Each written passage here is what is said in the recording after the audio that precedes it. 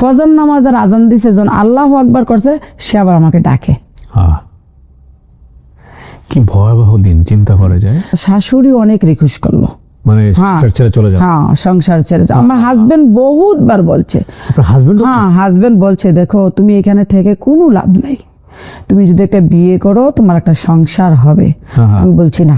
তো বললো পাসপোর্ট, আমি পাসপোর্ট আমার বানানো আছে, কেউ জানে না। তো বললো যে আমার 20,000 টাকা দে, আমি তোরা বিদেশ। এখন যে আমি এয়ারপোর্ট যাব, আমার গাড়ি ভাড়াও নাই। তখন আমার হাজবেন্ডের একটা শার্ট ছিল, নতুন একটা শার্ট, ওই শার্টটার বিক্রি করে ওই পয়সাটা দিয়ে আমি এয়ারপোর্টে গেছি। আসসালামু আলাইকুম প্রিয় দর্শক এবং শ্রোতা, আল্লাহ সর্ব অবস্থায় আমাদের সবার মঙ্গল করুন, সবসময়ের মতো সেই প্রার্থনা জানিয়ে শুরু করছি প্রবাসীর অন্তর কথা। আমাদের অনুষ্ঠানটিতে যারা জীবন দশায় প্রবাসী হয়েছেন এবং প্রবাস জীবনে বর্তমানে আছেন, কিংবা প্রবাস জীবন খেটে বাংলাদেশে এসেছেন, বা প্রবাস জীবনে থাকা অবস্থায় বাংলাদেশে ছুটিতে এসেছেন, এরকম প্রবাসী যারা আছেন তাদের গল্পগুলো আমরা তুলে নিয়ে আসতে চাই। আমরা একটু আলাদাভাবেই তাদের কথাগুলো শুনতে চাই।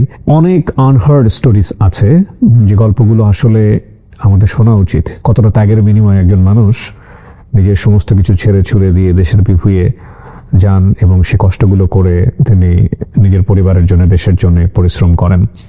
আমরা চেষ্টা করছি অনুষ্ঠানটিকে আপনাদের সামনে বেশি বেশি তুলে নিয়ে আসবার জন্য, এবং আমরা বিশ্বাস করি দেশের বাইরে থেকে যারা শোনেন বা যারা আমাদের এই অনুষ্ঠানগুলোতে অংশগ্রহণ করতে চান, তারা কোনো না কোনোভাবে আমাদের সঙ্গে যোগাযোগ করবেন। আমাদের দেশের বাইরে থেকেই নম্বরে ফোন দিলে আসলে ফোন রিচ করা যাবে না, তবে আমি বলবো আমাদের যে মেল অ্যাড্রেসটি আছে, আপনারা যদি আপনাদের ফোন নাম্বার দিয়ে মেল করেন, আমরা নিশ্চয়ই আপনার সঙ্গে যোগাযোগ করব। এটা আমি বলবো যে দেশে আসার পরে হলে ভালো হবে।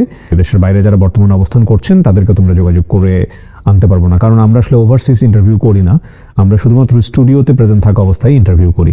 সুতরাং দেশে এসে আমাদেরকে নক দিলে এটা বেটার হবে। আমাদের মেল অ্যাড্রেসটা আপনার স্ক্রিনে দেখতে পাচ্ছেন, sharemystory24@gmail.com। এছাড়া ফোন নাম্বারটি রয়েছে 09639888877। আপনার নামটা একটু বলেন। আমার নাম মোসাম্মদ রাহিমা। রাহিমা, বয়স কত? 40। জন্ম জেলা কোথায় আপনার? ব্রাহ্মণবাড়িয়া ডিস্ট্রিক্ট, কসবা থানা, গ্রামের নাম বেলতলি। কিছুদিন পর মারামারি হয় কেন এখানে? ওটা আমার বাপের বাড়ি এলাকায়, আর স্বামীর বাড়ি হচ্ছে কুমিল্লা ডিস্ট্রিক্ট, ব্রাহ্মণপাড়া থানা। আচ্ছা, না কিন্তু মারামারিটা হয়? হ্যাঁ, কারণ আমরাও তো বাইরে থাকি, মানে দেখি আর কি নিউজ হয়। মানে আমি সেদিন শুনলাম যে সামান্য একটা জিনিস নিয়ে দুই গ্রুপের মারামারি, ভেরি ইমোশনাল, অনেক কিছু হয়। যাই হোক, ব্রাহ্মণবাড়িয়া যারা আছেন তারা মন খারাপ করবেন না, এগুলোতে আসলে ফেসবুকে এখন ট্রল হচ্ছে অনেক বেশি। মারামারি থেকে দূরে থাকতে হবে, বিশেষ করে গ্রামের মুরব্বী যারা আছেন তারা কিন্তু চাইলে স্টেপ নিতে পারেন। তো রাহিমা, শুরু করেন আপনি, আপনার গল্প আমি শুনবো। জি। আমি ক্লাস 7-এ পড়ি, তখন আমার ভাইয়ের বিয়ে হয় মেবি 1995-তে। তখন বিয়ে হয় শ্বশুর বাড়িতে, ওই যে যায় না বিয়ার দিন বরের সাথে, তো ওই দিনকা প্রচুর বৃষ্টি হচ্ছিল। তখন আমি এবং কি আমার ছোট বোন আমরা যাইতে পারি নাই। তখন বিয়ের পরে যে ওই বর যায় না, ওই যাওয়ার সময় আমি গেছিলাম। যাওয়ার পরে আমার ওরা দেখলো, আমার ভাবির ভাই দেখার পরে তারা মনে হয় আমার বাপ মার কাছে প্রস্তাব দিছিল যে আমরা ওকে বিয়ে করতে। হ্যাঁ, তখন আমি ভাবির বিয়ের সময় ক্লাস 5-এ পড়ি। আচ্ছা। পরে ওই কথাবার্তায় 1-2 বছর চলে গেল, তখন আমি ক্লাস 7-এ পড়ি। ওরা এই বছর তো বিয়ে হবে। আর তাছাড়া আমার স্বামী একদম আছে না, গ্রামের ছেলে, একদম সোজা সাজা। আর আমার দেবর, বাসুর, নন কিছুই নেই, শুধু আমার শ্বশুর, শাশুড়ি আর আমি। 13 বছর 7 মাসে আমার বিয়ে হলো। বিয়ে হওয়ার পরে আমি শ্বশুর বাড়িতে গেছিলাম বিয়ের সময়। যাওয়ার পরে একদিন ছিলাম, পরে চলে আসছি। পরে আর যাই নাই, কারণ আমি ছোট, আমি তখন স্কুলও লেখাপড়া করি, যাইনি। পরে আমার শ্বশুর অসুস্থ হয়ে গেল 6 মাসের ভিতরে। পরে ধরা পড়লো ক্যান্সার। এখান থেকে লোক গেল, বলল যে উনি মারা যাবে, এরকম ডক্টর বলছে, আর বেশি দিন নাই। তো আমাকে নিয়ে আসলো, এইভাবে নিয়ে আসলো। যাওয়ার পরে আমার ভাই আসলো আমার সাথে, আমার মাও আসলো, আমিও আসলাম। আসার পরে শুক্রবারে আসছি, শনিবার রবিবারে 12টার দিকে মারা গেছে দিনের। মারা যাওয়ার পরে তো আমি এখানে থেকে যাই, আর বাপের বাড়ি যাওয়া হলো না, স্কুলও আর যাওয়া হলো না। 15 বছরে। আপনার 15 বছর বয়স? হ্যাঁ, 15 বছর বয়স। 1998-তে আমার বড় মেয়েটা পেটে আসে। আসার পরে মনে হয় 5-6 মাসের মধ্যে আমি তখন প্রেগনেন্ট, আমার হাজবেন্ড অসুস্থ হয়ে যায়। পেশায় কি কি করতেন? এই যে বাড়িতে দোকান ছিল, মুদি দোকান মুদি ছিল। দোকান ছিল, ওকে। হ্যাঁ, পরে অনেক জমিন সামান অনেক ছিল। অবস্থা সম্পন্ন ছিল। হ্যাঁ, অনেক প্রচুর ছিল। এক মার এক ছেলে, আর দুটা বোন ছিল। বড় বোনের জামাই আর্মি চাকরি করতো, আর ছোট বোনের জামাই বাড়িতে টুকটাক কাজ করতো। বলতো যে আমার পেটে ব্যথা, আমার পেটে ব্যথা, এরকম প্রচুর প্রতিদিনই এরকম করতো। করার পরে ডাক্তারের কাছে নিয়ে যেত, ডাক্তারে ওর কোনো রোগ চিনত না। পরে আমার বড় মেয়েটা 1999 ডিসেম্বর মাসের 28 তারিখে জন্ম হইল। 41 দিনের দিনও আমার আব্বা আসলো, আমাকে নিয়ে গেল। 42 দিনের দিনও খবর গেল আমাদের বাড়িতে যে উনি অসুস্থ, প্রচন্ড অসুস্থ। তো আমি আসলাম, আমার মা আসলো, আমার ভাই আসলো, বাপ আসলো, এসে দেখো বাড়িতে নাই। বাড়ির কাছে একটা সরকারি হসপিটাল ছিল, ওইখানে 25 দিন 26 দিনের মতো ছিল। ও আর সুস্থ হয় নাই, এবং কি ডাক্তার বলতেও পারে নাই যে ওর কি রোগ। তখন তো আমি হসপিটালে থাকি মেয়েটা নিয়ে 42 দিন, আমার শাশুড়িও থাকে। ডক্টর বলতেছে এখান থেকে ওকে নিয়ে যান, অনেক অসুবিধা, আর অপারেশন করতে হবে। তখন ব্রাহ্মণপাড়া থেকে কুমিল্লা আজকে ট্রান্সফার করতেছে। পরে ডাক্তাররা আমাকে ওই দিনে রিলিজ দিয়ে দিল। তো আমি একটা গাড়ি করে নিয়ে আসলাম কুমিল্লা। মেয়ের বয়স কত তখন? 2 মাস। একদম কোলের বাচ্চা। হ্যাঁ, একদম ছোট। আনার সাথে সাথে ওরে বললো যে আজকের ভিতরে অপারেশন করতে হবে, নাইলে ওই বাঁচবে না। আর পেটটা ফুলে অনেক উপরে চলে গেল দেখলাম, আর কথাও বলতে পারছে না। তখন পরের দিন অপারেশন করবে, অপারেশন থিয়েটারে নিয়ে গেল। তখন বললো যে ব্লাড লাগবে। দেখলাম যে না, ওরও বি পজিটিভ, আমারও বি পজিটিভ। বলছে 2 মাসের বাচ্চারাকে আপনারা ব্লাড নিতেছেন, এটা তো ভালো না। তখন আমাকে ডাক্তার উঠাই দিল যে ব্লাড দেওয়া যাবে না, আপনি যান। ব্লাড নিচে নিয়ে ওর অপারেশন হলো। 3 দিন পর ওর গান আসছে। 4 দিন 5 দিন পরে ডাক্তার আসলো। আসার পরে ডাক্তার দেখলো এটা ফুলে ও অনেক উপরে উঠে গেছে, সিঁড়িটা অনেক উপরে উঠে গেছে। পরে ওই ডাক্তারের কেসিটা দিয়া শুধু সুতাটার মধ্যে এমন করছে, পুরাটা সুতা উঠে গেছে, আর পেটটা এরকম হয়ে গেছে। এবং কি পেটের ভিতরে সব কিছু দেখা যাচ্ছে, হাত উজুরি যত কিছু আছে। ওই যে সিলিটা উঠে গেল, এইভাবে ডাকলো ডাক্তারে। প্রথম পেটের মধ্যে ওই যে রুই আছে না, ফুম, ওইগুলা দেয়। পরে 2-3টা গামছা দিয়া বাঁধে, 2-3টা, পরে আবার 2-3টা টাওয়াল দেয়, পরে আবার বেল দেয়। ওই 1 ঘন্টার মধ্যে ওইগুলো আবার পানি দিয়ে ভিজে যায়। এরকম করতে করতে করতে অনেক দিন চলে গেল। পরে দেখতাম ডাক্তার 9টার দিকে ড্রেসিং করাইতে আসে, 9টার দিকে একবার, দুপুরে একটা, 2টার দিকে একবার, আবার রাতও একবার। তারপরও মাল কাড়ে না, বেড মেট সব কিছু পানি পানি হয়ে যায়। আবার 7 দিনের বেলা ডাক্তার আসলো, তখন আমার আব্বুও খারাপ ছিল। তো আমি আবার বাচ্চা কান্দাকাটি করে দেখে বালকিনিতে ছিলাম। 2 মাসের বাচ্চা নেই? হ্যাঁ, আমি একদিনও বাড়িতে যাই নাই। বুঝে ওঠার আগেই সংসার, মানে প্রেম ভালোবাসা তো ডেফিনেটলি সেই বয়সে সে বুঝে না। তার আগেই তার সংসার শুরু হয়ে গেছে, তার আগেই বাচ্চা কাচ্চা, এবং তারপরে দায়িত্ব। দেখেন, আজকের এই গল্পটা ডেফিনেটলি এটা ওনার ব্যক্তি জীবনের গল্প। এই জিনিসটাকে ইন্সপায়ার করে একবারে জাতীয়ভাবে চিন্তা করার কোনো সুযোগ নাই যে ডেফিনেটলি এত অল্প বয়সে বিয়ে হলেই সুখী হইতো। ব্যাপারটা এরকম না, অল্প বয়সে বিয়ে হওয়া অনেক দুর্ঘটনাও আছে। তো এটা ওনার জীবনে হয়েছে। তো এটা দিয়ে অনেক সময় গুরুজনরা এটা বলেন যে আসলে যে ভালো সে সব জায়গাতেই ভালো। ঠিক আছে, জি বলেন। তারপর পরে 7 দিনের দিনও ডাক্তার আসলো। পরে আব্বাকে বলল যে ওই আর বাঁচবে না, আর 4 দিন মনে হয় আছে, যা কিছু খাওয়ার খাওয়াই নিয়ে। যদি ডাক্তার এইভাবে বলছে, ওই যদি কাঁচামরিচও খেতে চায় ওইটাও দিয়ে। পরে 4 দিন বাঁচতে তো আছে। খাবার ডাক্তার বলছে খেতে দেন, খানা বন্ধ করবেন না। পরে ওই মুখি দিয়ে যদি মাংসের টুকরাটা দিত না, ওই ডেসিনলা আসতো, পরিষ্কার হতো, ওই মাংসের টুকরাটা আবার ওয়াপেস চলে আসতো, ও ভাত গুলে চলে আসতো আবার খাইতো, কিন্তু পেটের দিক দিয়ে বের হয়ে যেত না, ওই হজম হয় নাই। পরে আমরা শুনছি আর কি, ডাক্তাররা মানে অন্য মানুষে বলছে যে ডাক্তারে যে অপারেশন করছে, কিন্তু ওর লং টাইম অপারেশন, আর এমন দুর্গন্ধ বলা যায় না, এমন দুর্গন্ধ বলা যায় না। তখন আমি ওই হসপিটাল থেকেই ক্ষেত বিক্রি করতেছি, জমি বিক্রি করে। হ্যাঁ, অনেক জমি বিক্রি করেছি। হয়তো আর সাইন দিতে পারে না, ওই হাতে টিপসই দেয়, এইসব জমি বিক্রি করে। হ্যাঁ, ওই যে বললো ডাক্তারে 4 দিন পরে মারা যাবে, কিছুই হলো না। 15-20 দিন পরে তো আমার শাশুড়ি বললো বাড়িটা একা আমি একটা ঘুরা দিয়ে আসি। আজকে রাতে এশার নামাজের পরে আমি ওষুধ দিতে গেছি। ওষুধ দেওয়ার পরে দেখি ও আর কথা বলে না, সবাই বলছে যে মরে গেছে। মারা যাওয়ার পরে তো হসপিটাল থেকে দৌড়ে আমার মামা শ্বশুর আবার হসপিটালে গেছে। আবার ফজর নামাজের আজান দিছে, যখন আল্লাহু আকবার করছে, সে আবার আমাকে ডাকে। কি ভয়াবহ দিন চিন্তা করা যায়, 2 মাসের একটা বাচ্চা নিয়ে। পরে আবার ওষুধ বড়ি দিল। এরকম করে আমি একটা 9 মাস ছিলাম।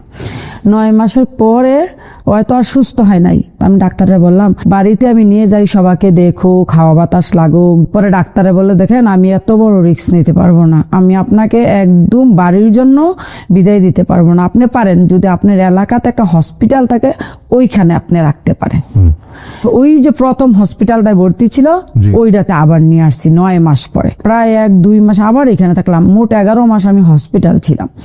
থাকার পরে এই ডাক্তার আমি বললাম আমার বাড়ি তো এখানে পাশেই, তো আপনি একটা কাজ করেন আমার বাড়িতে যাইতে দেন, আমি বাড়ির আলু বাতাসটা ওরা লাগাই, দেখি ও সুস্থ হয় কিনা। কয় ঠিক আছে, যদি আপনি নিতে পারেন নেন। তখন বাড়িতে আনলাম, ঘরের মধ্যে কেউ আসতে পারে না, গন্ধে এত দুর্গন্ধ। আর আমার শাশুড়ি কাপড়গুলা ধুতো না, ওই যে গামছা টাওয়াল এগুলো, আমার শাশুড়ি এগুলো একদম পচে গেছিল।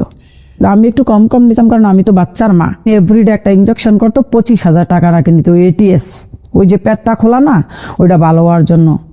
প্রথম এভরিডে করতো, পরে আবার 7 দিন পরে একটা করতো। এরকম চিকিৎসা করতে করতে করতে আর তো ভালো হয় না। এখন আমি কি করবো, আমার পিঠ মাটিতে লেগে গেছে। এখন তো আমি বাঁচতে হবে, আমার একটা মেয়ে আছে। 1 সালের কথা বলছি। পরে লাস্টের দিয়া একটু ভালো হলো। ভালোর দিকে যাওয়ার পরে 2002 সালের প্রথম দিয়ে আমার ছোট মেয়েটা পেটে আসলো। 21 দিন পরে ওর পেটটা ফুলে ব্রাউন কালারটা এই কালারটার মতো হয়ে গেল, পুরাটা পেট। আমার শাশুড়ি আর বুঝতে পারে নাই, আমার শাশুড়িটার মধ্যে ওই যে চামড়া দিয়ে একটু হইছে না, পরে তখন সুই লাগাই দেওয়ার পরে এই যে পেটের থেকে ছুটছে পানি, গান্দা, পচা, এমন ছোটা ছুটছে আর বলার মতো নেই, তীরের মতো। হ্যাঁ, বন্ধ করা যায় না। টাওয়াল দিলে টাওয়ালের উপর দিয়া সবকিছুর উপর দিয়ে এরকম ছুটছে। ছোড়ার পরে ওরা আবার হসপিটাল নিলাম। পরে বললো যে দ্বিতীয় অপারেশন করতে হবে। তো আবার জমিন বিক্রি করলাম, দ্বিতীয় অপারেশন করলাম। দ্বিতীয় অপারেশন করার পরে ওর হাতের নখ চলে গেল, মাথার চুল চলে গেল, শরীরের চামড়া চলে গেল, এবং কি পিছের মেরুদণ্ডটা আছে না ওইটা একদম ভিতরে চলে গেছে। 24 ঘন্টা এইভাবে শুইতে হয়। প্রশ্নটা করি একটু আপনাকে, আপনার মনে হতো না যে সংসার ফেলে চলে যাই? প্রথম এটা হলো আব্বাকে বললো ডাক্তার যে 4 দিনের মধ্যে মারা যাবে, তখন আব্বা আমার বাড়িতে নিয়ে গেল। আব্বা অনেক বলছে, আমার 7 ভাই, কিন্তু 7 ভাই 3 বোন। আমার ভাইরা অনেক রকমের চেষ্টা করছে, অনেক রকমের, কিন্তু আপনি জানেন না। আমি বলছি না, আমি আব্বাকে একটা কথা বলছি, সে মরবে না বাঁচবে আপনারা কেউ জানেন না, শুধু একমাত্র আল্লাহ জানে।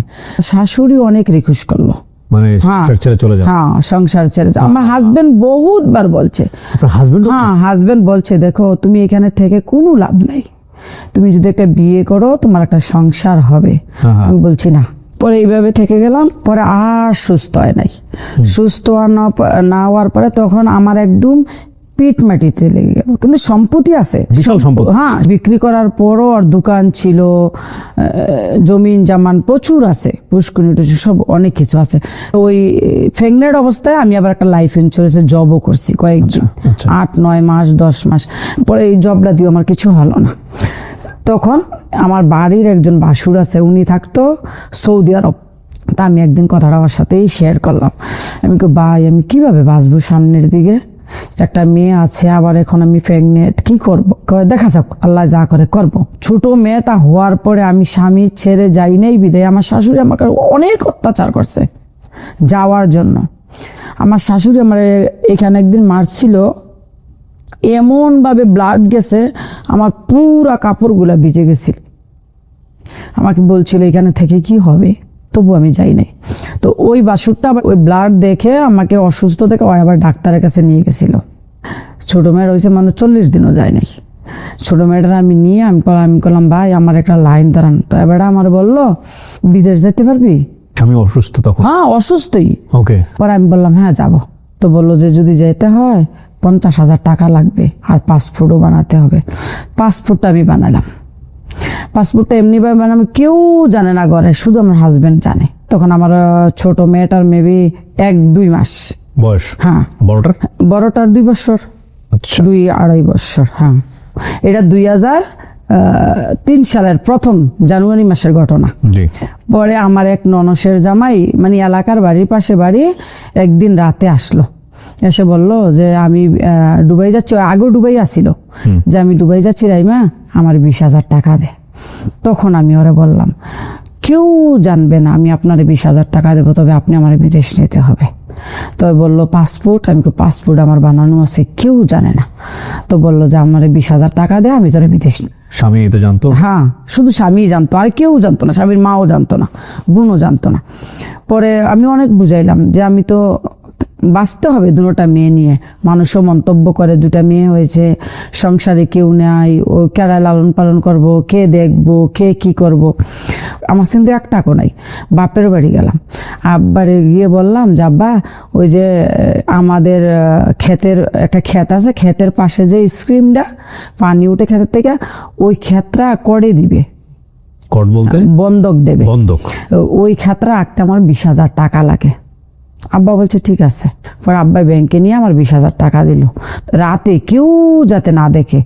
পাসপোর্ট কপি, 2 কপি ছবি আর 20,000 টাকা নিয়ে গেলাম ওর বাড়িতে। ওর বাড়ি আবার একটু দূর। পরে ওর 20,000 টাকা দিলাম, ওই দুবাই চলে গেল। ভিসাটা বাইর করলো। বাইর করার পরে আরো 30,000 টাকা দেওয়া লাগবো। 29,000 টাকা কইতে দেবো। তখন আমার শাশুড়ি আমি বললাম, কইরা আবার কোন কথা, বেড়িতে বিদেশ যায়? আমি কই হ্যাঁ, আমি যাবো, কি করব? তো বললো না না না না, ওই বেড়িতে বিদেশ যেয়ে থাকতে পারে না, আজকে গেলে কালকে পরে পরে আমার টাকাগুলো মার দিব। আবার বাড়ির মানুষে বলতেছে, ওই জামাই ছেড়া যায় না, জামাই অসুস্থ, জামাই ছেড়ে বাপের বাড়িতে যায় না, বিদেশ যাইবো, 2টা বাচ্চা হলে কয় এই দরজাতে যাইবো, ওই দরজাতে বাড়ি পারবো। পরে 29,000 টাকা দিলাম। দেওয়ার পরে আরো লাগবে টিকিট কাটতে, এখন ওই টাকাটা আমার হাতে। 2003 সালে হঠাৎ করে একদিন আমার বাসায় ফোন দেওয়ার পরে, রমজানের আগের দিন, কয় শুক্রবারে তোমার ফ্লাইট। আর এই কি আশ্চর্য কথাবার্তা, আমি তো জানিও না, শুনিও না, 2টা বাচ্চা আমি কার কাছে রেখে যাবো সেইটাও আমার এখনো কনফার্ম হয় নাই। কয় না, এই শুক্রবারে তোমার ফ্লাইট। এখন যে আমি এয়ারপোর্ট যাব, আমার গাড়ি ভাড়াও নাই। তখন আমার হাজব্যান্ডের একটা শার্ট ছিল, নতুন একটা শার্ট, এটা অপারেশনের আগে ওরে মানে কেউ, ওর মামা না কেউ দিছিল কাপড়টা। ওই আমার ভাই আবার টেলার, ভালো টেলার, আমার ভাইয়ে সেলাই দিছে শার্টটা। ওই শার্টটার বিক্রি করে ওই পয়সাটা দিয়ে আমি এয়ারপোর্টে গেছি। প্রিয় দর্শক, আপনারা হয়তো অনেকেই জানেন দ্য প্রিমিয়াম হোমস লিমিটেডের কন্ডোমিনিয়াম প্রজেক্ট সম্পর্কে। এটা ঢাকার আশুলিয়া মডেল টাউনের বি ব্লকে অবস্থিত আন্তর্জাতিক মানের সাশ্রয়ী কন্ডোমিনিয়াম প্রজেক্ট। এই কন্ডোমিনিয়াম প্রজেক্টের নিজের স্টুডিও অ্যাপার্টমেন্ট কেনা এখন খুবই অ্যাফোর্ডেবল। এখানে শুধু একটা অ্যাপার্টমেন্ট না, পুরো লাইফস্টাইল বদলে দেওয়ার মতো সুযোগ সুবিধা আছে, যেমন swimming pool, football turf, basketball ground, kids play zone সহ আরো অনেক সুবিধা। একটা নিরাপদ বাউন্ডারির মধ্যেই স্কুল, সুপার শপ, হাটের জায়গা, জিম সেন্টার সহ আরো অনেক কিছু। এবং খুব সহজে অল্প অল্প করে 4 বছর ধরে কিস্তির মাধ্যমে পেমেন্ট করার সুযোগ রয়েছে, যেখানে 600 স্কয়ার ফিট থেকে শুরু করে 1 বেডরুম এবং 2 বেডরুমের স্টুডিও ফ্ল্যাট অ্যাভেলেবল রয়েছে। যদি আপনারও একটা ছোট নিরাপদ নিজের ফ্ল্যাটের স্বপ্ন থাকে, তাহলে বিস্তারিত জানতে আপনি কল করুন স্ক্রিনে দেওয়া নাম্বারে।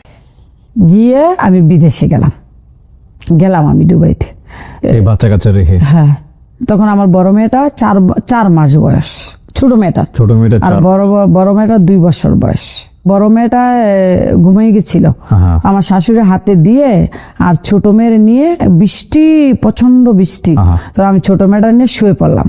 ওই আবার দুধ খেতেছে, ওই আর দুধ ছাড়ে না আমার থেকে।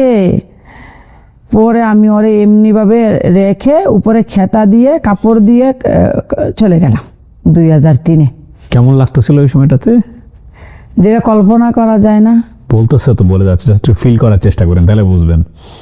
এমন একটা জায়গা চাইলে চলে আসতেও পারবে না, না মানে মনে হলো যে কালকে গেলাম, আজকে চলে আসলাম, সম্ভব না। যাওয়ার পরেও ওইখানেও সুখ নাই। আপনার কাজ কি দিল, কোথায় গেলেন? এজেন্সি থেকে ভিসা নিছিল, ট্রাভেলস থেকে। তো আমাকে নিয়ে ওই একটা এজেন্সির মধ্যে রাখলো। রাখার পরে এক আরবি মহিলা এসে আমাকে নিয়ে গেল। আমি তো আর আরবি বুঝি না ওই সময়, তো আমার ইংলিশে যায়, আমি একটু বুঝি। সকাল উঠলাম, আমাকে বলল ঝাড়ু দিতে, পোছা করতে। বাড়িটা অনেক বড় বাড়ি ছিল, জঙ্গল ছিল, ওই অনেকগুলা বকরি ছিল, মুরগি ছিল। প্লেট দিত, বলতো কি মুরগির ডিম নিয়ে আস। ও মুরগির ডিম আনতে গেলে মুরগি আমার দৌড়াই দিত, আমি আসা পারতাম। আবার বলতো কি হাতে খেজুর দিত একটা বড় বলে, ওই ডিনা বকরি দিয়া, ছাগল দিয়া, ওই দিতে গেলে ওই ছাগল আমার দৌড়াই দিত। মেশিনে কাপড় দে, ওই ধোয়া হয়ে গেলে বাইরে দিবি। আমি কাপড় নিয়ে বাইরে বসে থাকি, ওয়াশিং মেশিন ব্যবহার করতে জানতাম। হ্যাঁ, ও এরকম জানতাম না। বলতো ক্লিন করার জন্য, ক্লিন কাকে বলে এটাও জানতাম না। বলতো ডাস্টিং করে, ও ডাস্টিং কাপড় নিয়ে আমি, আমার হাতে কাপড় দাঁড়াই দিত, আমি এক জায়গায় দাঁড়াই থাকতাম। ধুলাবালি ঝাড়তে বলছে আর কি। তো আমার হাতে আবার ও কাছে দিত, কত ঘাস কেটে নিয়ে আয়। ওই দেশের ঘাস যেটা বাড়িতে হয় গ্যান্ডারি গাছের মতো, কুইশোর গাছের মতো, ঘাস কাটতে গেলে আমার পুরো হাতে পায়ে রক্ত আইসা পড়তো ওই পাতার ইয়ায়। তো আমি আসলে আর চাইতাম না। এরকম করে করে 25 দিন মাত্র গেছে। দেশে আমি ফোনও করি নাই। আমার বললো তোর কেডায় নিয়ে আসছে, দেশে কে নিয়ে আসছে? তখন আমি যাই বলছি যে আমার ভাই বা ব্রাদার নিয়ে আসছে। কয় এক কাজ কর, আমার কয় নাম্বার আছে তো, আমার নাম্বারটা লেখে একটা পেপারে দিছিল। তো আমি নাম্বারটা দিছি, ফোন করছে। ফোন করার পরে আমি আবার কান্নাকাটি করতেছি, ওরা তো আরো বাংলা বোঝে না। আমি কো ভাই এখানে ছাগলটা খানা দিতে হয়, মুরগির ডিম নিতে হয়, ওই ঘাস কাটতে হয়, বাড়ি ক্লিন করতে হয়, কাম দিয়ে দিয়ে আমি পাগল হয়েছি না, আমি এই কাম করুম, আমার বাড়িতে পাঠান, জলদি বাড়িতে পাঠান। কয় বাড়িতে আর যাওয়া যাবে না। আমি কেন? যেতে হলে আবার ক্যান্সেল করতে হবে, ওই মালিককে পাসপোর্ট দিতে হবে। পরে শুনছি যে মহিলা আমাকে নিয়েছে, ওই মহিলা ওইখান থেকে এজেন্সি থেকে যে আমার আনছে, আমার 5-10 হাজার দেরাম দিয়ে আনছে, কিনে আনছে, বিমান ভাড়াও আমারে দিছে, ভিসা দিছে, এভরিথিং দিছে। পরে আমি বললাম না, আমি আর থাকবো না, আমি কান্নাকাটি করি, আমি ওর ঘরে আর কামও করবো না। পরে আমার মেডিকেলও করাইছে ওরা ভিসা লাগানোর জন্য। পরে মহিলা এরকম দেখে আমি কাজ টাজ করি না, শুধু কান্নাকাটি করি দিন রাত। এই পুরো রমজান মাস শুধু আমি কোরআন শরীফ নিয়ে বসে থাকি। কোরআন শরীফের পানি আমার পুরা কোরআন ভিজে যায়। কিচ্ছু খাই না, ওই দেশের খানা খেতে পারি না, সাদা সাদা খানা, আর অন্য কিছু দেয় না। পানি দিয়ে কাঁকড়া রান্দা রাখে, দুধ দিয়ে কাঁকড়া রান্দা রাখে, পানির মধ্যে মাংস দেয় সিদ্ধ করে, পরে এটার মধ্যে চাউল দেয়, সবজি দেয়, সাদা সাদা, এটা কীভাবে খাওয়াও যায় না। ওই মহিলা যায় খানা বানাইতে, বলে এই কাইটা দিতে, ও ছুরি দিয়ে কাটা লাগে বুটে, ওইটাও জানতাম না আগে। পরে ওয়াশ করে দিতে বলে, সব কিছু ধুয়ে দিতে বলে, ওইটাও আমি করি না, আমি আমার ঘরে বসে থাকি। আমি মহিলার ডাইরেক্ট বলছি আমাকে দেশে পাঠাই দে। পরে আমার বাসুরে ওই ইচ্ছা করে মহিলায় ফোন করছে, মহিলা ফোন করে কয় কাজ কর, তুই আয় আমার লগে সাক্ষাৎ কর, দেখা কর। তখন আমার বাসুরে গেছে একটা গাড়ি নিয়ে, বললো কাজ কর, তুই ওরে নিয়ে অন্য খানো ভিসা লাগাই দে, আমি রাখবো না, আমি ট্রান্সফার করে দেবো। পরে আমি 25 তারিখ সকালে ঘুম থেকে উঠি, দেখি আরেকটা মেয়ে ইথিওপিয়া, হ্যাঁ মেয়ে দেখলাম ভালো ঝাড়ু পোছা করতেছে। পরে আমার বাসুরে আসলো দুপুরবেলা, এসে আমাকে নিয়ে গেল। এরপর আমার বাসুরাই না এক মহিলা, এক মেয়ে ছিল এই আমাদের বাঙালিয়ে, রিনা কইরা নাম। তখন আমার কোনো মালিক টালিক ঠিক করে নাই, 1 সপ্তাহ রাখলো। তখন আমি পাগল হয়ে গেছি। ওই রিনা আবার ওই দেশে স্কুলে জব করতো, মাদ্রাসা বলে আর কি আরবিতে। সকালে যেত, দুপুরে আসতো, একা একা বাসায় থেকে বাইরে দিয়ে লক করে যায়। আমি কি ভাই আমার নিয়ে কোথাও চাকরি দেন। তো আমার বাসুরে কি করলো, একটা চাকরি আবার আরবির ঘরে ঠিক করে আমাকে নিয়ে গেল রাতের বেলায়। আমার বাসুর ওইখানে থাকে, ওই স্কুলে আমার বাসুরে চাকরি করে। ওই চাকরি করে বলে আমার এই যে মালিক আছে না, মালিকের ছেলে মেয়েরা চিনত, নিয়ে আসছে। নিয়ে আসার পরে মামারে দিল রাতের বেলা। মামা আমার পায়ে অনেক খুশি। ওয়ও মানে দুবাইয়ের মেয়ে না, এমারতের মেয়ে না, ওই ওমানের মেয়ে। ওই আমার আর বাপের আবার 3টা বউ, বড় বউয়ের 8 ছেলে 4 মেয়ে, মেজু বউয়ের 2 ছেলে 1 মেয়ে। আরবাব মানে আপনার মালিক, যে ইনফ্লুয়েন্সার আর কি। পরে আমার এটা 3য় বউ, 3 নাম্বার বউ। ওর একটা মেয়ে আছে, আমি গিয়ে আবার ওই আমার ছোট মেয়েটার মতো পেয়েছি 3 মাসের। হ্যাঁ, পেয়ে আমিও খুশি, মামাও খুশি। ওই মানে হচ্ছে মালিকের বউরে আপনি মামা বলতেছেন? হ্যাঁ, ম্যাডাম রে মামা। ওকে। পরে ওই যে মালিক তো 3টে বিয়ে করছে, 3 রাত 3 জনের কাছে থাকে।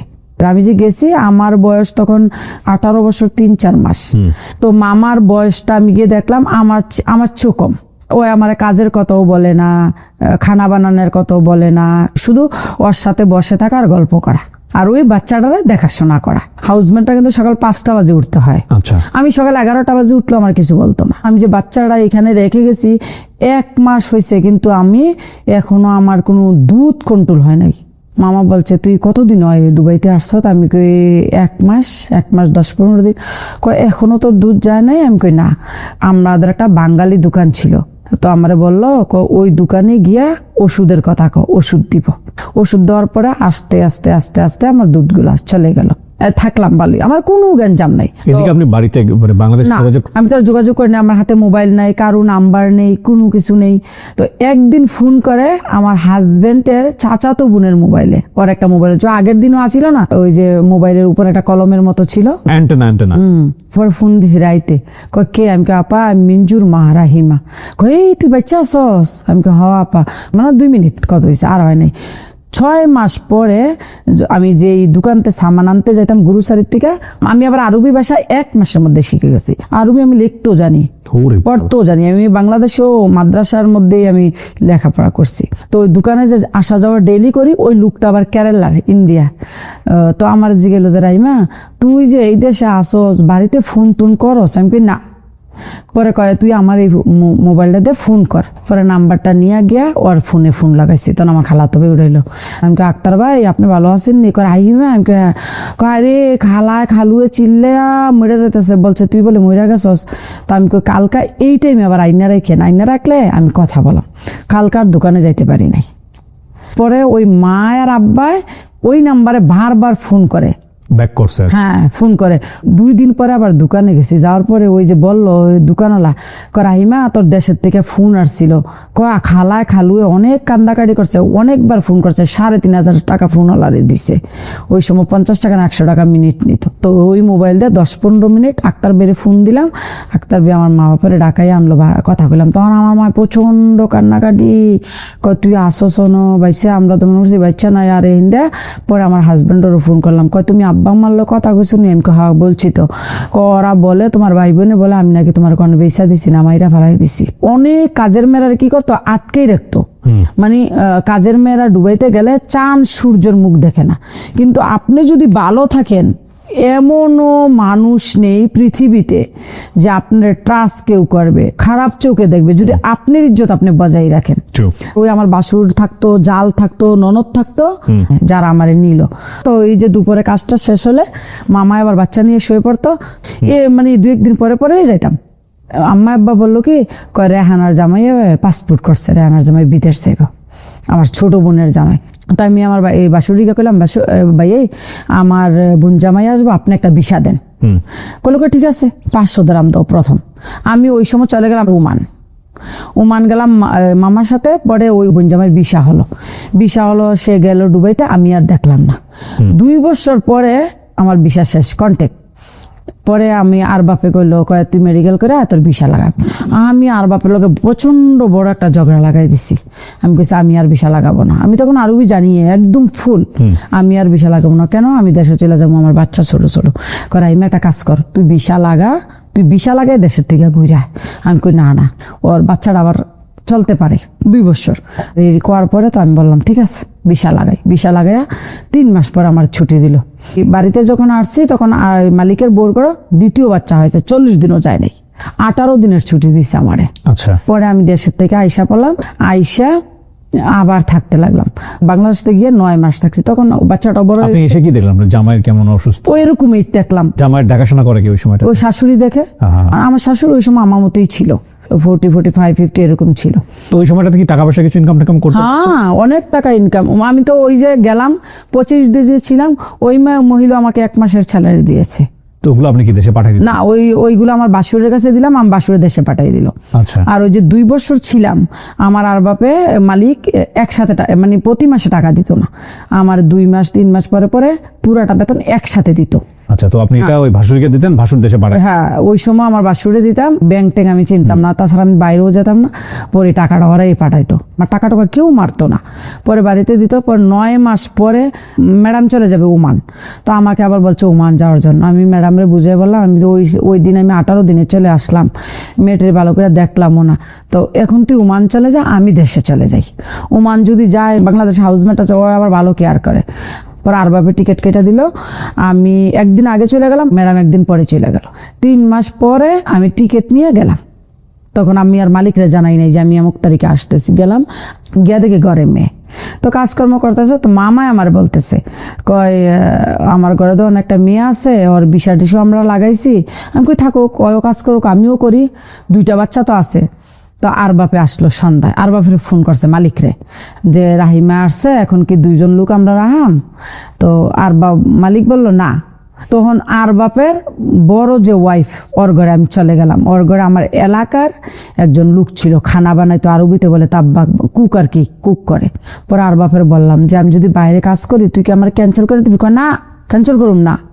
আমি কই পাসপোর্টও তোর লগে রাখ, আকামও তোর লগে রাখ, আমার নাম্বারটাও লিখে রাখ, যদি কোনো পুলিশ সিআইডি তোর রাস্তাঘাটে ধরে তুই ডাইরেক্ট আমার ফোন লাগাই দিবি। আচ্ছা আচ্ছা, মানে ওরই অধীনে থাকবেন কিন্তু বাইরে কাজ হ্যাঁ, করবেন। বাইরে Okay. কাজ কর। পরে আমার সালাম বে করলো কি, এক কাজ করো, এই স্কুলে গিয়ে দেখো লুক লাগবে কিনা। পরে আমি স্কুলে গেলাম, ওই মালিকের ভাগ্নি আবার ওই স্কুলের টিচার। পরে আমি গিয়ে বললাম, পরে অনেকে বললো কয় এই ওই আগে তুই কই ছিলি? তো আর বাপের নাম কইছি। তোরা তো আরো রয়ে গেছে, আমার আর বাপ কিন্তু অনেক বড় লোক। পরে কাছে ঠিক আছে, তোরা আমি রাতের বেলা জানাই। প্রিয় দর্শক, আপনারা হয়তো অনেকেই জানেন দ্য প্রিমিয়াম হোমস লিমিটেডের কন্ডোমিনিয়াম প্রজেক্ট সম্পর্কে। এটা ঢাকার আশুলিয়া মডেল টাউনের বি ব্লকে অবস্থিত আন্তর্জাতিক মানের সাশ্রয়ী কন্ডোমিনিয়াম প্রজেক্ট। এই কন্ডোমিনিয়াম প্রজেক্টের নিজের স্টুডিও অ্যাপার্টমেন্ট কেনা এখন খুবই অ্যাফোর্ডেবল। এখানে শুধু একটা অ্যাপার্টমেন্ট না, পুরো লাইফস্টাইল বদলে দেওয়ার মতো সুযোগ সুবিধা আছে, যেমন swimming pool, football turf, basketball ground, kids play zone সহ আরো অনেক সুবিধা। একটা নিরাপদ বাউন্ডারির মধ্যেই স্কুল, সুপার শপ, হাটের জায়গা, জিম সেন্টার সহ আরো অনেক কিছু। এবং খুব সহজে অল্প অল্প করে 4 বছর ধরে কিস্তির মাধ্যমে পেমেন্ট করার সুযোগ রয়েছে, যেখানে 600 স্কয়ার ফিট থেকে শুরু করে 1 বেডরুম এবং 2 বেডরুমের স্টুডিও ফ্ল্যাট অ্যাভেলেবল রয়েছে। যদি আপনারও একটা ছোট নিরাপদ নিজের ফ্ল্যাটের স্বপ্ন থাকে, তাহলে বিস্তারিত জানতে আপনি কল করুন স্ক্রিনে দেওয়া নাম্বারে। রাতের বেলা যারা তখন আমার কিন্তু মোবাইল নেই। পরে ওই আর বাপের ঘরের কাজের এক মেয়ে আরেকটা ছিল, ওইরও থুপিয়া। পরে ওর হাতের নাম্বারটা দিয়ে আসছি, আমি কই যদি কোনো কাজ হয় ওর নাম্বার আমার কল করবি। রাতেই কল করছে। আর বাপের বোনের মেয়ে বিয়ে দিছে ওই ঘরের জন্য, ওই মেয়ে আবার প্রেগনেন্ট, বাচ্চা হবে। পরে ওরা রাখছে, আমার এতদিন বসাই রাখলো, বাচ্চা হলো, আমি হসপিটালে গেলাম, বাচ্চা হলো। পরে আমি ওর লগে থাকতে গেলাম। ওর ঘরে থাকতে গিয়ে ওই যে আমি ম্যাডামের সাথে একা থাকছি, ঘরে ড্রাইভার ছিল না, কুকের কোনো লোক ছিল না, আমি একা, ম্যাডাম একা, আমি তো আর বাইরের জগৎটারে দেখি নাই। এই ঘরে আবার 2টা মেয়ে আছে, আপনার হায়দ্রাবাদ আন্ধ্রার, একটা আছে খানা বানা নজরুল করে নাম, চিটাঙ্গের, আর একটা আছে মনির, ও মনে নোয়াখালীর ড্রাইভার। তো দেখতেছি ওরা কেমন একটা রিলেশন, আমার ওইটা দেখে আর ভালো লাগলো না। বাচ্চাটা হলো 10-15 দিনের মধ্যে এগুলা দেখলাম, আবার দেখলাম যে ছোটো মোটো একটা ঝগড়া হয়ে গেল ওরার মধ্যে। গ্যাঞ্জামটা দেখে আমি আর এখানে থাকবো না। আমি ওই পরের যে আর বাপের বোন ওরে বললাম যে আমি এখানে, কেন? আমি কই না থাকবো না, আমার পাসপোর্ট দিয়ে আমি চলে যাবো। আবার রিটার্ন গেলাম আর বাপের ঘরে। পরে আর বাপের জিজ্ঞাসা করলাম, আমি কি থাকবো তোর ঘরে রাখলে রাখ, নাইলে আমার বাংলাদেশ পাঠাই দে। কয় না, আর অসুবিধা নাই, তুই চাকরি কর। আমি কই করবো? কয় বাইরে কর। আমার বলছে তুই বললাম ভিসা ক্যান্সেল করিস না। হ্যাঁ, ভালো নয়, তো আবার যাওয়ান লাগে। তখন থেকে আমি আর ওর কাজ করি না, আমি পার্ট টাইমে 2-3টা কাজ করি, আমার ভালো টাকা ইনকাম হয়। ওই কাজ লাগাইছে, এই ঘরের কাজ। এরকম চলতে চলতে অনেক দিন চললো, ভালো ইনকাম আমার হইতেছে। হঠাৎ করে একদিন আমার খালাতো ভাই থাকে ইটালি, ছোট খালার 5 ছেলে ইটালি থাকে। তো বড় ছেলে যে বিয়া করছে, ওর শাশুড়ি আবার দুবাই থাকে, মেইন শহরে, এই যে এখন 165 তলা বিল্ডিং এটার পাশে। তো ওর ছেলে গেছে বাংলাদেশ থেকে, তো বললো যে রাইমা আমরা কাছে আসো। তো আমি বললাম যে কে লেগা মা? ওই কইলকে জহিরে মেডিকেলে আনফিট হয়েছে, দেশও যাইব গা, সামান টামান যদি দাও আইয়া দিয়া যাও, আইও। তো একদিন আইলাম, আইয়া দেখলাম আইরে বাংলাদেশি মায়া পান অভাব নেই। ওরা রুম নিয়ে থাকে, একটা রুমে 4-5 জন মেয়ে থাকে, বেড প্লিজ নিয়ে। তো আমি বললাম যে মা ওই এডি যে থাকে পুলিশে ধরে টরে না? কয় না, ওরা পার্ট টাইমে কাজ করে থাকে। তা আমি কইলাম কি আমি আসলে আমার একটা চাকরি দিতে পারবেন? ওইখানে তো 2-3 জায়গাতে কাজ করা লাগে। কয় হ্যাঁ তুমি আসো। পরে আমি গেলাম, গিয়া মালিকের তে কইয়া বুঝাইয়া আমি চলে আসলাম। আইয়া পরে আমারে কি করলো, ওই মাউয়ে ওই দেশ আবার নিউজ পেপারে অ্যাড দেয় মেডের জন্য। হ্যাঁ, তো দেওয়ার পরে তো আমি ব্রেকফাস্ট লেগে না কি লেগে নিচে গেছিলাম, পরে একটা নিউজ পেপার আনলাম, আইনা দেখলাম একটা অ্যাড দিয়ে রাখছে। ওই ম্যাডামের নাম্বারে আমি ফোন করলাম, পাকিস্তানি ম্যাডাম। তো আমার বললো তুমি আসো ইন্টারভিউ দাও। তো গেলাম, ইন্টারভিউ নিল ভালোই। পরে বললো আমার ঘরে কোনো কাজ নাই, শুধু একটাই কাজ, ওর শ্বশুরের, ওই আমার হাজব্যান্ডের মতো, ওর শ্বশুরের এই হাতটা একটু নাই, এমনি থাকে, সবসময় এমনি থাকে, এই হাতটা নাই। আর এই হাতটার মধ্যে শুধু বড় প্রথম দেখাইছে না, দেখাইছে আমার ঘর এইখানে থাকবি। ওর শ্বশুর আর দেখায় নেই যে আমার ঘরে একটা মেয়ে আসে ঝাড়ু পোষা করে, আর বর্তন টর্তন ধুয়ে যাবে। ঠিক আছে, তো আমি কেন থাকবো? বলছে তুই থাকবি ঘরে, দেখাশোনা করবি, আমি সামটাইম বাইরে যাই। ওই আমার ওই যে মালিক পাকিস্তানি বিরাট বড় লোক, ওই দুবাইতে আপনি চিনবেন, রয়্যাল মেরিডিয়ান, লি মেরিডিয়ান, গর্নার হাউস, 3টা 5 স্টার হোটেলে ম্যানেজমেন্ট ডাইরেক্টর। ওকে। তো সবাই বললো যে তোমার দান এবার লাগছে। তো আমি গেলাম, পরে আমার দেখা নেই, রাইতে ওই মাঝখানে রুমটা খুলে দিল, ওর শ্বশুর দেখলাম। আমি আবার ওই সময় হিন্দি জানি না, ইংলিশ জানি ফুল, আরবি জানি। আরবিতে কথা বলি, ওই ম্যাডাম জানে না, ম্যাডাম আবার হিন্দি জানে আর ইংলিশ জানে। পরে অনেক নাম দাম দেখলাম বসের, মিস্টার আজহার চৌধুরী, মারা গেছে এখন, বাচ্চা বাচ্চা নেই ওর। হ্যাঁ, পরে আমারে বললো মানুষে, ওর ঘরে আসা যাওয়া করে মানুষ, আর স্যার স্যার বলতেছে। পরে গিয়ে দিই, ওর শ্বশুরের আগে পিছে 2টা নার্স আছে, একটা নার্সের স্যালারি ডুবের 10,000 12,000 দিরাম করে, অনেক টাকা। অনেক টাকা। রাইতে ওরে দেখাইলো আমারে, কত শুধু কাজ, ওয়ান টাইম পরোটা আছে ফ্রিজে, এই পরোটা 2টা গরম করে দিবি, চা বানাই দিবি, আর দুপুরবেলা ওরে খানা দিবি, রুটি বানাই 2টা রুটি দিবি, খানা দিবি, সন্ধ্যায় খানা দিবি। আর ওর মেডিসিনগুলো তো নার্সারা দেখে, সবকিছু নার্সারা, সব নার্সরা ড্রাই আর চেঞ্জ করে, সব কিছু করে। আর আমি শুধু ওই শুয়ে থাকে, এখানে আমার বসা থাকা লাগবে। আমি পানি দিই ওর মুখে, পানি খাওয়ালো, এরকম করতে করতে ওরাও আমার অনেক পছন্দ করলো। স্যারের একদিন ডাইকে চাই না, স্যারেরা বললো, ইশারা দেয়, কথা বলতে পারে না, এখানে বসতো বললো।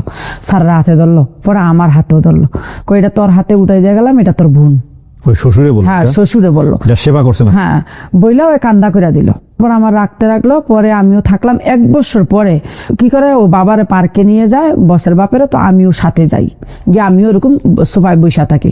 তো একদিন বসে বললো, একদিন যদি সিআইডি পুলিশ চেক করে, আইডি চেক করে, দেখবো তোর ভিসা নাই আমার, তখন আমার 50,000 দিরাম ফাইন হইব, তোর 5 বছরের জেল হইব। তুই এটা কাজ কর, ওইখান থেকে ভিসাটা ক্যান্সেল করে নিয়ে আমি ভিসাটা লাগাম। পরে বিষয়টা আমি এক রাইতে ওইখানে গেলাম, ক্যান্সেল করতাম। আমি আর বাপের সাথে 1 বছর কোনো যোগাযোগ করি নাই। ওকে। তো আর বাপ মনে করছে, মালিক মনে করছে আমি আর আসবো না। পরে আমারে বললো কি, সকালে দিমু। তো সকালে বললো গাড়ির মধ্যে বোয়ার পরে যাইতে আছে গাড়ি দিয়ে, যাও গেদি এক ইমিগ্রেশন লেগে গেছে। পরে কয় তোর পাসপোর্ট আনে।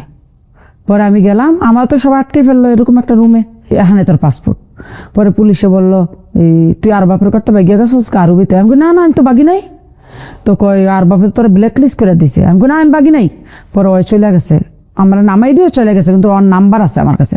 পরে এক পুলিশ আমার হেল্প করলো, তুই আমার সাথে আয়, ওইখানে বড় আরবিতে কয় মুদির, ও একটা টেবিলে একটা রুমে আসা বসে। তারপরে আমি গিয়ে বলছি, এটা সত্য। আমি বাবা আমি ভাগি নাই, ওই আমার বিষা ছিল, ওই ঘরে রাখবে না, লোক দরকার নাই, প্রয়োজন নাই। সে আমাকে বলছে বাইরে কাজ করার জন্য, আমি বাইরে কাজ করছি। এখন আমি ওর বিষয় আর থাকবো না, আমি ক্যান্সেল করবো। আমি ক্যান্সেল করার জন্য আসছি, ও আমার নিয়ে আসছে। করে ফোন কর। পরে ফোন করছে পুলিশে, ফোন করে তুই কই? আমি তো চলে আসছি। অফিস আই রিটার্ন আয়। পরে আইসে আনে, কয় তুই ওরা তামিল দিলি কিনা? কয় বাগিয়া গেছে গা। আমি কখনো বাগি নাই। তুই যা, ওরা গ্রামের মানুষের তুই জিজ্ঞাসা কর, আমি বাগি নাই। পরে আমার জিজ্ঞাসা, তুই ওর কাছে স্যালারি পাস? আমি হ্যাঁ, আমি 2 মাসের স্যালারিও পাই। 2 মাসের স্যালারি রাখে আনে। তো আরবি বলছে, আমার কাছে তো পয়সা নেই। তোর পাসপোর্ট কই? আমার কাছে। পুলিশে আমার কাছে টাকা আছে, পাসপোর্ট দে। যখন তুই টাকা নিয়ে আসবি তখন তোর পাসপোর্ট নিয়ে যাবি, তোর পাসপোর্ট এখানে থাকবে। সেও একটা পুলিশ, সে রিটার্নে আসছে। এই দেশের কানুন কিন্তু অনেক শক্ত, যদি বুঝা মানুষে থাকে। পরে আমার বললো পুলিশে, তুই একটা কাম কর, তুই ওইখানে গিয়া ওর নামে একটা অভিযোগ কর। আমি অলরেডি অভিযোগ লিখছি, শুধু আমি জমা করবো। গিয়া খাবলা দে ফাটার মতন ধরছে, দইরা আমার হাতও ধরছে, দইরা বাইরে আনছে। আইনা কয় তুই কি তা চাস? আমি কিচ্ছু চাই না, আমি তোর নামে কেস করাম। তুই আমার বললি বাড়িগা কেস করতাম, বাড়িগা কাজ করতাম, বাড়িগা কাজ করলাম, তুই আমার তামিল করে দিলি, ব্ল্যাক লিস্ট করে দিলি, আমি কিচ্ছু জানি। আমি তোর কয় না তুই আমার কেস করিস না, তুই আমার মেয়ের মতো, তুই যা বলবি আমি তাই দেবো। পরে আমি বললাম যে তো আমার ক্যান্সেল কর। 1 মাসের স্যালারিও দিছে, আবার পাসপোর্টও দিছে, ক্যান্সেল পেপারটাও দিছে। আমার বললো যে রাইমা, এইটার মধ্যে তোর 28 দিনের টাইম আছে, তুই ভিসা ছাড়া 28 দিন থাকতে পারবি। আপনি অনেক লাকি, আপনাকে অনেক সহযোগিতা। হ্যাঁ, অনেক মানুষের। পরে আইনা বসের কাছে বৃহস্পতিবারে রাতে দিয়েছে। তো বসে বললো শুক্রবার শনিবার আইমা 2 দিন, রবিবার ভিসা দিয়েছে, সোমবারে মেডিকেলও করাই লেছে। বসে তখন আমার বেসিক স্যালারি দিয়েছে 1500 দিরাম। পরে আমি চাকরি করতে রইলাম। এইখানে মাঝখান দিয়ে বসের বাবা একদম অসুস্থ হয়ে গেল। বসের ভাই আসছে, আসার পরে ওর আবার নজর গোচর তেমন বেশিটা ভালো না। তো আমি কি করলাম, আমি একদিন বিকালবেলা লাখিছে করে কাপড়টি না মাউর কাছে চলে আসছি। তখন আমি স্যাররে বললাম, আমি কই স্যার যদি তুই নারাজ না হস, যদি তুই খুশি থাকস, তো আমি আন্টির কাছে থাইকা কাজ করি, তোর বিষয়টা দিয়া তোকে কর। মাউর বাড়ির পাশেই এই রাস্তাটার মধ্যে আমার 4-5 টাইম লয়ে দিল।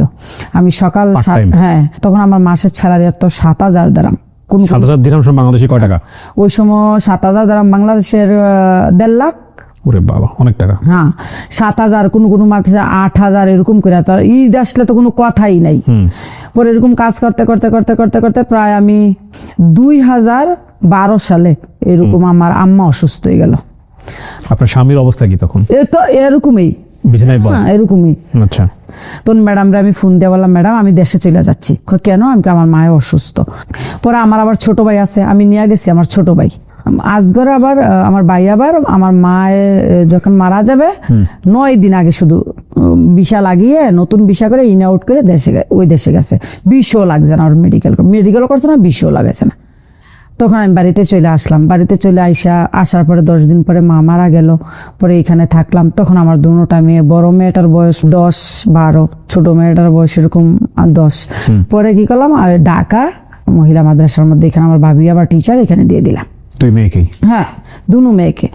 তো দুনো মেয়েকে দিয়ে দিলাম। আমি আবার চলে গেলাম কাজ করতে করতে। 2015 সালে আমি বাড়ি থেকে গেছি জানুয়ারির 11 তারিখ। আব্বাই মারা গেছে 21 তারিখ। বাবাকেও দেখতে পারে না, হঠাৎ আব্বা ভালো সুস্থ।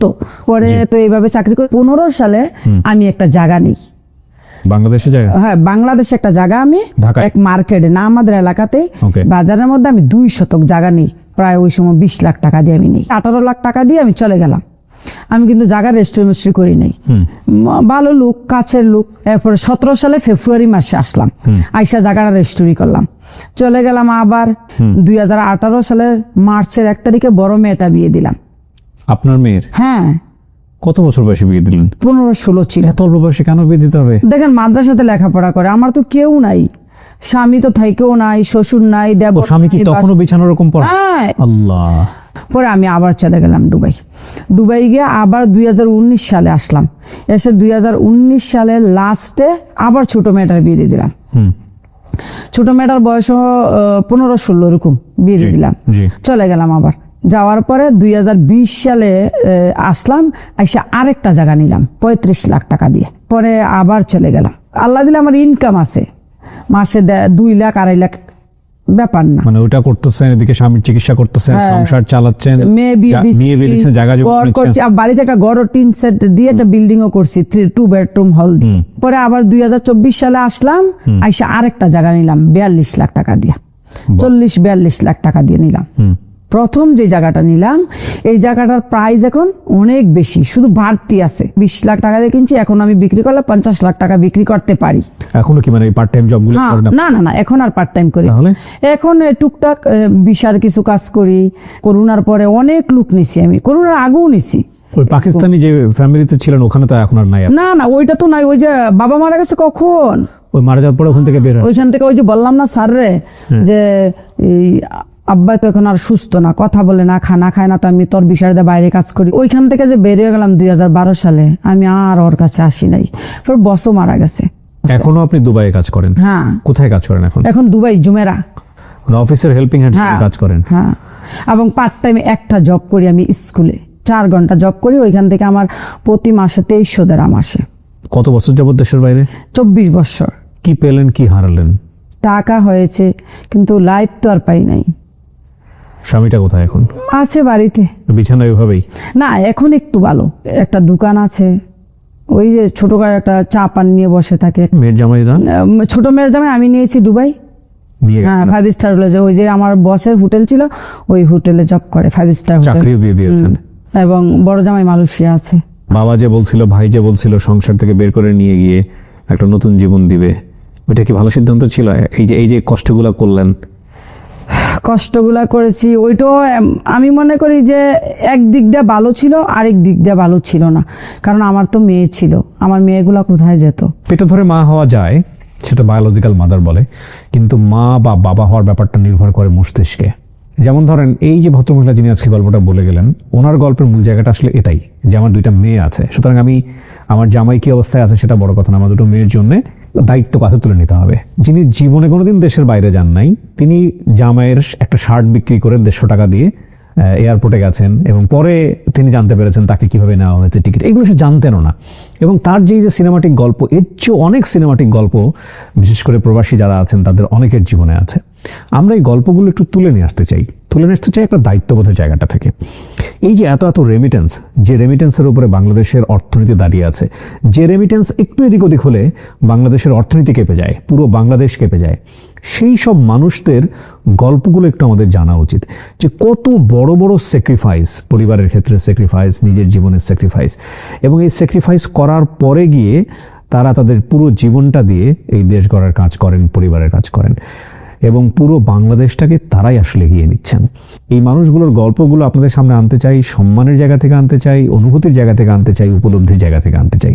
সো প্রিয় দর্শক এবং শ্রোতা, আজকের এই রাহিমার গল্প দিয়ে একটা জিনিসই বলতে চাই, এরকম অসংখ্য রাহিমা আমাদের বাংলাদেশ থেকে গিয়ে বিদেশ বিভুঁয়ে নিজের জীবন ত্যাগ করে, নিজের জীবনের মায়া ত্যাগ করে সংসার গোছানোর কাজ করেন, দেশ গোছানোর কাজ করেন। এদের প্রতি সম্মান যেন কখনোই না কমে। আপনি যদি মনে করেন যে আপনার একটা গল্প আছে যেটা বাংলাদেশের মানুষের কানে পৌঁছে দেওয়া উচিত, তাহলে আপনি আমাদেরকে মেইল করতে পারেন। আমাদের মেইল অ্যাড্রেস হচ্ছে sharemystory24@gmail.com। আর বাংলাদেশে অবস্থান করে থাকলে আপনি আমাদেরকে একটা ফোনও করতে পারেন। আমাদের ফোন নাম্বার হচ্ছে 09639887777। আজকের মতো এখানেই শেষ করছি। ভালো থাকুক আমাদের সব প্রবাসীরা। অনেক অনেক বেশি দোয়া। আসসালামু আলাইকুম।